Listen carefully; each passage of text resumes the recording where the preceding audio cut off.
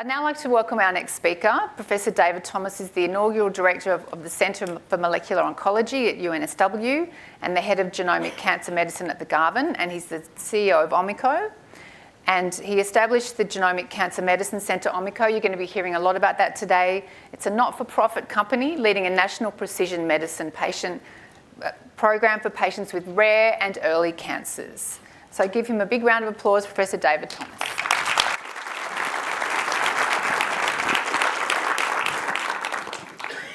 Thank you. It's a great pleasure to be here today and a great honour. And I'm also conscious that I'm the first man at the lectern and no easy task given this powerful voices we've been hearing this morning. I'd like to particularly thank Anita and Ali and also Caitlin for reminding us why we're all in this space. Every time you guys speak, we know that's where we need to be headed. I'm going to talk to you about three unfamiliar words, Omico, Prospect and CASP, and they represent the materialization of a desire to accelerate precision oncology into the real world and to try and find a sustainable model. So what is Omico? Omico is a company we set up. I didn't expect to be doing this. I'm a medical oncologist and maybe a molecular biologist, maybe a bit of a genetics person, but I didn't expect to be setting up a company. But permanency is a property of companies, and everything we've been hearing today has, worldwide this is true, has been funded out of research budgets over a finite time frame with the object of generating evidence. But there's no, even though the future is clearly headed in a certain trajectory, there is no long-term strategy that I'm aware of in any single-payer system that's integrated into healthcare, and that's effectively the challenge that Ness and others have been speaking about. So companies have the property of being permanent, incorporated entities. They are independent of the people that constitute them because the company continue to exist. Even if the people that set up the company go, they have permanency. They also have the property of nationality. So if you're trying to deliver a national program, rather than going through 8 state and territory governments, which are, of course look after the hospitals where this sort of science is inevitably deployed, we could operate by binding the company together, binding 8 cancer centres in each state and territory to create a genuinely national program and to be an object of federal funding to achieve a national object. And then the third element of creating a company, which I didn't realize so much at the time, was that it enabled us to take a relationship with other stakeholders in the ecosystem that governments simply cannot for various complex historical and conflict of interest reasons. Effectively, it allowed us to engage with the single greatest opportunity I think that faces in this space, which is how to work together across the private and public sectors to put forward a model in which the public sector isn't isolated as a payer with a vendor relationship, but rather to truly collaborate in the interest of patients, but also in the interest of growing the pie so that we can afford the treatments of the future in a sustainable way. That is essentially the object of setting up Omico, although it's become clearer than it was at the time that we set it up. So it's important to get a sense of where we are. We are at a revolutionary time. It's impossible. I've been a doctor for 35 years. I've been an oncologist for 25 years. And it's night and day compared to the 1990s when I was a registrar and first got my qualification. And what I'm showing here on this timeline is to give you a sense of historic trajectory, to appreciate the acceleration at the very end of that blue arrow. You know, we've been using anatomy, and we still use anatomy because we still operate on most solid organ cancers to cure them. And that's John Hunter, the father of modern anatomy and surgery. Then the light microscope was invented, and we looked down it and we saw that cancer was a cellular disease. That's where histology comes from. And we still call it non-small cell lung cancer because it's lung as part of the anatomy.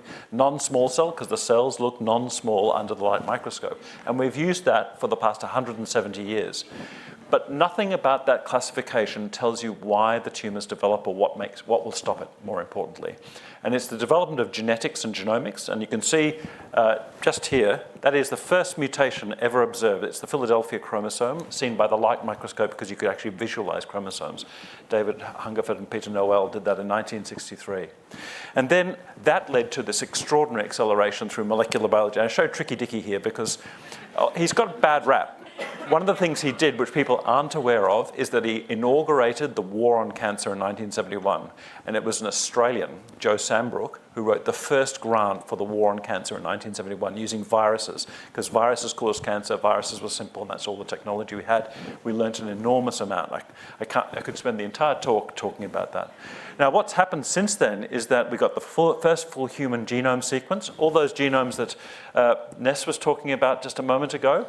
This took $3 billion in 8 years to achieve across multiple continents for one human genome, what we can do today in 48 hours in principle.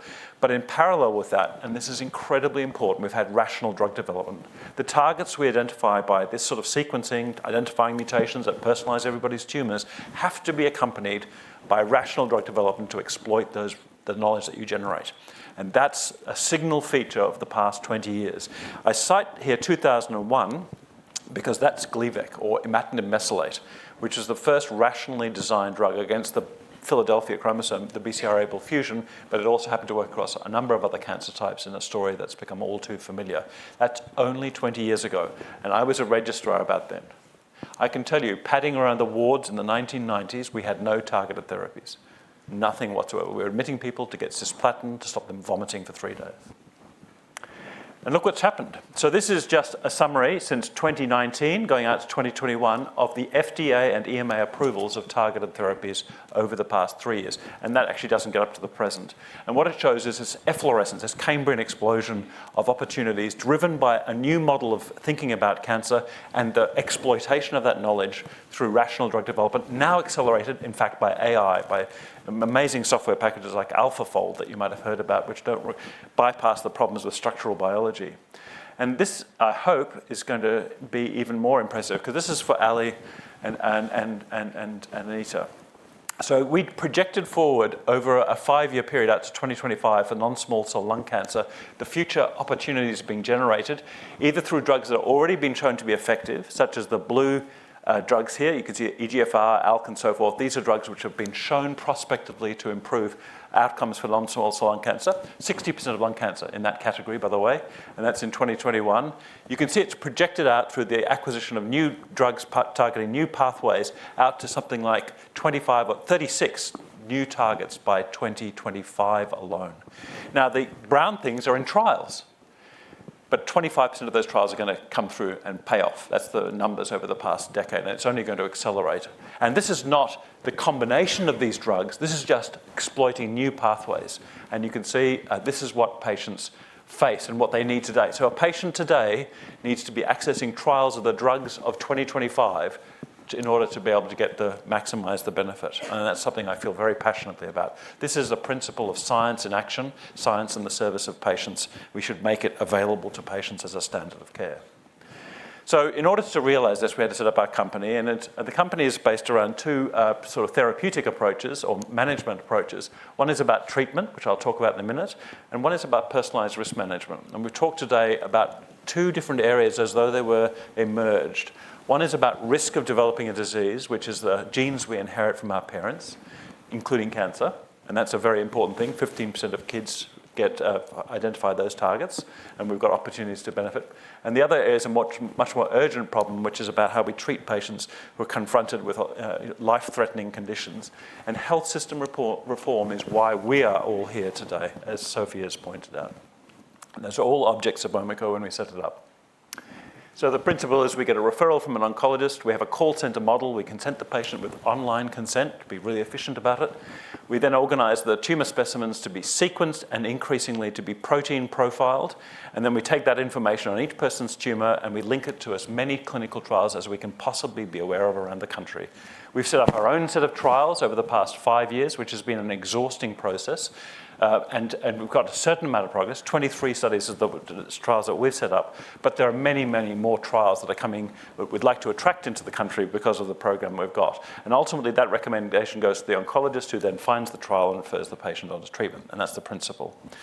So we're actually at 10,847 patients now. We were supposed to get to 3,000 with the funding that we received. But because we were able to leverage support from the community and from industry, we've been able to increase those numbers more than we ever hoped. And the thing I'd like to point out here is that 80% are rare and less common cancers. That's my own area of specialty, sarcomas. That's 17-fold overrepresented by comparison with the incidence. And it's because these patients with rare cancers have nowhere else to go in many cases other than to come onto programs which allow us to personalise treatments, because trials are rarely designed. But I'm also pleased to see that the most deadly cancers that we get, the ones that we're not doing as well as we should, are actually in the top 10, including, for example, pancreatic cancer, ovarian cancer, and brain cancers are just a dreadful area where we absolutely need to be doing better. And the program has, in fact, enrolled from all over the country. And we've had sub-programs. For Anita and Alison's benefit, we've just completed in 2 years of 500 patients per year, a first-line metastatic non-small cell lung cancer study where we've identified that CGP offers many more patients targets than current standard of care testing. And it's certainly a poster child for what needs to happen in this space, as I was showing earlier. We need to have testing for this patient population right from the get-go, because more than 60% of that population will have something that will make a difference to treatment going forward. But we need to develop programs in pancreatic cancer, as you see, in all of the areas of cancer where we have unmet need, because that's where researchers should go. And the idea is we're setting up in the Prospect initiative, which is this. It's important to explain about Prospect. Prospect is not funded out of medical research. It is funded out of the Department of Industry and our Jobs and Growth agenda. Fundamentally, we have a zero-sum game with a finite pie when we have science making breakthroughs. We just distribute the money in ever smaller fragments unless we grow the pie. So we have to think about health and the life sciences as an integrated system, not as something that are separate from each other. We need to be creative and imaginative to come up with a solution in which we can co-invest collectively in the national interest, both in terms of health and in terms of wealth. And that's what we imagined with Prospect. Came out of DISA, out of the Modern Manufacturing Initiative under the current and the previous governments. And its object is to do screening at scale, 23,000 patients, to match them to trials, which we are responsible for bringing into this country because it's now possible to do those trials. And of course, we create a database which then can be used both for commercialization purposes, but it can also be used to inform early phases of more creative ideas about how we might be able to treat people more effectively. And all of this, we're a non-profit, is designed to inject resources back in so we do not have to go back for MRFF funding, but we have a sustainable model so the patients beyond 2025 will benefit. And we're doing it by bringing also together the Zero Childhood Cancer Program with the Adult Cancer Program, because this is an entire ecosystem which we're taking the assets we've already created and we're bringing them together in a logical and sensible way. And it wouldn't be possible to do this unless we had the support of industry, because they produce the drugs. We are a knowledge economy. If we can think of it that way, then the trade-off for paying $100,000 for a drug aftermarket is to allow the patients to access it for free whilst generating the data, which through clinical trials actually results in improved survival. So you exchange, in effect, I like to think of it as exchanging bytes for dollars. Bytes which we don't exploit, which lie in repositories and in health data records, which is not used to advance science and knowledge, nor to immediately benefit the patients. We're trading that instead of paying for the drugs. And in effect, what we're doing is partnering with industry to turn Australia into an ecosystem, a Silicon Valley for early phase drug development, on the grounds that it is not only good for the economy, a smart economy that depends on more than digging out iron ore for its wealth, anticipates the value of the 21st century, but it is good for patients by bringing the treatments of the future to the patients today. And it's all based around the assumption that those drugs will work more effectively. And this is a heat map of the distribution of patients onto the program. They've literally come from all parts of the country. In fact, they've come from every single one of the 151 electorates in the House of Representatives. And this is a map we've opened in Auckland, and here you see the map of sites. So obviously you've got to have patients who can come in from anywhere, but you've got to have treatment sites. And this is our network of more than 43 centres who have joined our program to provide options for treatment, places for those patients to be referred to. And the concept here is that rather than doing these trials independently and paying for the screening, we offer to act as an honest broker for companies that are willing to come into Australia to do these rational drug development trials. And it offers increased efficiencies in terms of identifying patients. It should make the trials faster. It should reduce the cost of the trials, which should be all of our concerns to get the efficiencies out of the system. But it does even more than that. It fundamentally changes the ratio of the opening of clinical trial sites to the population being screened. This is the current model.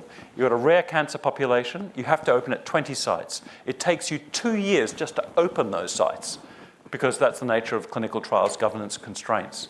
However, if you're screening at the population level, independently of the sites, you can reduce the number of sites, which means you can distribute the load more evenly across the clinical trials units. I'm spending all my time explaining this to you because we all know what we want to do. This is the how. This is a completely achievable blueprint for how we can work together in the interests of the pharmaceutical and biotech sector, how we can create jobs, but how we can also increase the capacity of the system without trying to reform things like governance, which are a quagmire from which no man returns. And here's the punchline. So we've got outcome data. This is what's called a Kaplan-Meier curve. The black line are patients who come onto the program this is the first 3,000 patients. So the black line is patients who did not receive a targeted therapy, and you see the median survival is 9 months. These are terminal patients who've run out of all treatment options, like the ones we've been hearing about. The wonderful examples we have in this audience who show that what it means to be in the survival curves of people who really benefit from this sort of approach. The gold line is the population who've received a tier 1 to 3 match therapy. And 38% of the patients we're seeing have a tier 1 to 3 target. But we only treated 116 in the first 3 years of the program before we've expanded our clinical trials. So let me tell you what the message is here. The science works. It's access to the drugs to turn this 116 patients into the 1,400 that we could have benefited from the treatment. It's all about access to the drugs that we can deploy on these patients. And to think about that in terms of the health system as an entirety. We cannot abrogate our responsibility. Just because we're focused on individual patients, we need to think about the patients of tomorrow. We need to plan for the future. We need to be thinking about the sustainability of this model going forward. We need to be challenged to be creative about how we do that. And I think that's about a fundamental reform in the way we deliver health. At the cabinet level, it's got to be a relationship that goes from health to treasury, finance, and industry at the cabinet table and see the thing as an integrated system which we can exploit. Now, we have global interest in this. We are the leading ecosystem internationally for the company Roche for investment in national scale models for how we might implement precision oncology. That means we're at the cutting edge. That means we've got an opportunity to seize the advantage that provides for the benefits of our patients, but also for the competitiveness of our economy. And we're at the heart of a region of the world that contains 4 out of the 7 billion people on the planet. I can't overstate the opportunity that's presented to us if we're prepared to be bold. And at the very least, the co-investment should mitigate the cost of healthcare delivery whilst improving health outcomes. And this is the rare cancer group. No difference. So this isn't just common cancers patients getting benefits from this. The rare cancer patient population show the same magnitude of the survival benefit from taking part in the program if we can find treatments. So that's what Prospect's about. I think I might stop there and maybe leave some time for discussion, if that's good.